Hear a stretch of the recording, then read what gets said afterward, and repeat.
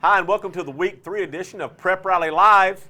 On tape. He got it right. This is a day in history. I don't know what the date is, September the 8th? Yes. It's first day in history. It's history. First time in history I said that correctly. Now, Rick, I don't have my cap on today, so you're just going to have to deal with that. And I know we got these studio lights in here, and got a little glare coming off. But is it that bad? Yeah, it's that bad. Should I get something to cover that up? No. Hey, always have a cap on when we do Prep Rally Live. I'll put that on my list. So we're going to preview the game of the week this week, which is North Little Rock at Fayetteville. This is the West Termite, Pest, and Lawn game of the week. That is, Fayetteville will be hosting North Little Rock. Now, Rick, Fayetteville is coming in off of a loss. It was a high-scoring loss. Oh, here we go. This will help. This will help with the glare right here. So, Fayetteville. Oh, my head didn't used to be this big. This thing's pretty tight. Fayetteville is coming in off of a loss in which they got way behind early, Rick, fell behind to Owasso. You can't do that against a team like Owasso and expect to win the game. They did come back and made it a game. It ended up 48-42. Yep. Fayetteville had a chance late in the game. Were driving and then, had a turnover. They also had a costly muff punt in that game, so they ended up losing the game that Casey Dick said we could have, maybe should have won this game. Should have, would have. You know what? They were behind. You can't. Owasso is nationally ranked. You know what? You look like a prototypical third string offensive pulling guard right there. Third string? I moved up. I moved up on the depth chart. But this is not about us No. and our mediocre athletic career. Correct. This is about the best games in town. Yes. Owasso is regionally recognized or nationally ranked, and Fayetteville got behind 14-0, 28-9. And they really rarely came back in the second half. They did. But Satanga, another huge game. Another huge game.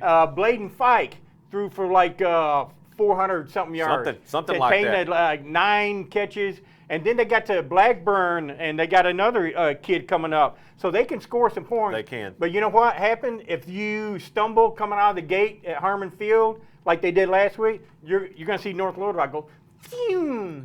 The charging Wildcats. I've been practicing. Phew. That's how you do it. Phew, right there. I got it. You cannot come out and stumble against the charging Wildcats and expect to win. So Fayetteville's got to be ready to go. They got it on the go. Come out there with the flags and everything. You go through the banner. They got to be ready to go right then. Now, Rick, North No Little messing Rock. around. North Little Rock last week. We talked about this and how the 7A West was going to make a little move this year. They were ready to climb back up and maybe assume their position as the kings of the state. Well, guess what?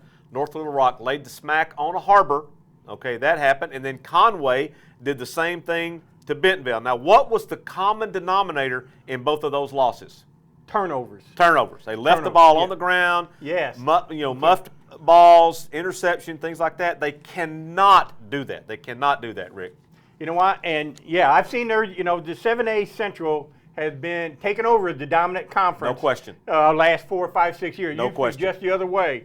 And, the 7A Central teams come up here and beat the West team. But you know what?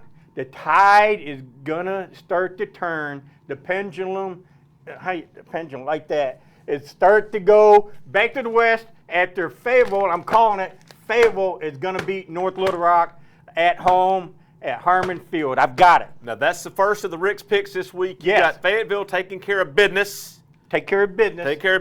Against North Little Rock at home. Now, another big game, Rick, in the River Valley. I'm going to take this off. This is just absolutely, whew.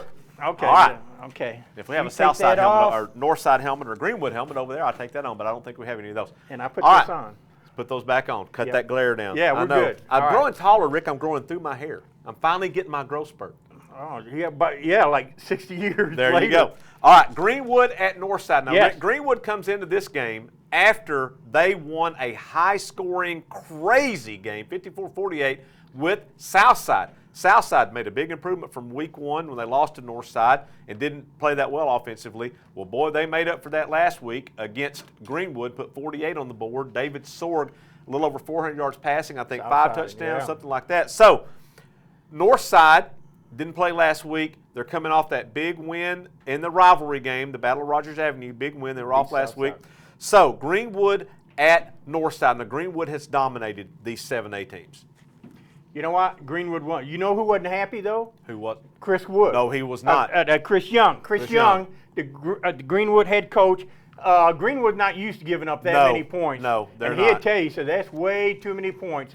So they're going back and emphasizing defense this week. North Side, which has traditionally had a good defense. Correct. I don't think it's going to be a high-scoring game like that against North Side. But I think Greenwood's going to have a little too much for North Side. Now, you know what North Side's going to do, Mike Fallour. They have two really good running backs, Yep. Ty Massey and Sunquist Church. They're going to try to pound that ball, and they're going to try to work that clock to limit Greenwood's possessions, because if you can limit their possessions, you can limit their scoring ability.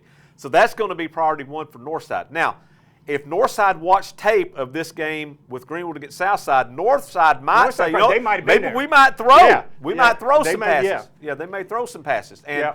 so who knows? Walker Katsavis, of course, he's a receiver playing quarterback. Good athlete. Good athlete. Who knows? You know, they may open it up and come out and really surprise Greenwood. But I don't think they're going to veer from what their strong suit is, and that's running the ball. So, Rick, who do you see in this one? I still, man, I love Northside. I love their tradition. They're tough. But, man, I think Greenwood's got too much firepower, and they're going to get that defense straightened out. Northside's going to score some points, but they're not going to score enough to stay up with Greenwood. So in this one, your second one, Greenwood over Northside. Over Northside. Keeping that streak alive against the 7A West teams who they have dominated in non-conference games, by the way. Now we're going to go back to Bentonville. Now, Rick, what was that? Remember Hee-Haw? If it weren't for bad luck, I'd have no luck at all. There you go.